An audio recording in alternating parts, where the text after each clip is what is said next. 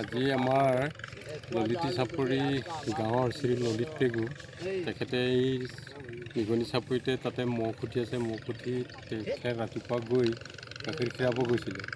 তাৰপৰা ঘূৰি আহি নাৱত অকলে আহি থাকোঁতেনে এই নাৱৰ ব্ৰহ্মপুত্ৰৰ মাজতেই তেখেতৰ কি হ'ল, খুব সম্ভৱ আমি অনুমান কৰিছোঁ যে প্ৰেছাৰ হ'ব পাৰে। তেখেতে নাৱৰ পৰা পৰি ঢুকাইছে। আৰু তেখেতে যেতিয়া এই নাওখনত ডুব যোৱা মুহূৰ্তটো এই ভেকেলি গাঁৱৰে মানুহ কেইগৰাকী মানে ঘাটত আছিলে, ঘাটৰ পৰা তেওঁবিলাকে চাইছে। চাই মেলি তেওঁবিলাকে আমাক পিছত খবৰ দিছে যে এনেকৈ মানুহ এজনে গৈ নাৱৰ পৰা পৰি ডুব গৈছে। সেইটো কাৰণে পিছত আমি গম পালোঁ, খবৰা খবৰি কৰিলোঁ।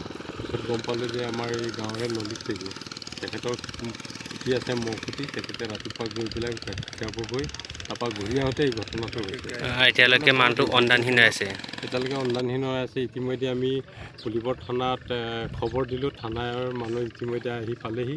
আৰু এতিয়ালৈকে SDRF নাও আহি পোৱাহি নাই। খুব সম্ভৱ অলপ পিছতে আহি পাব। টাইমটো কেইটা বজাত আছিলে? টাইমটো ৰাতিপুৱা 8:30 মান হ'ব। হয় 8:30 মান হ'ব। এতিয়া প্ৰায় এঘণ্টা চামথিং। এতিয়ালৈকে SDRF খবৰ কৰিছোঁ, কিন্তু 1 ঘণ্টা পাৰ হয় এতিয়ালৈকে আহি পোৱা নাই।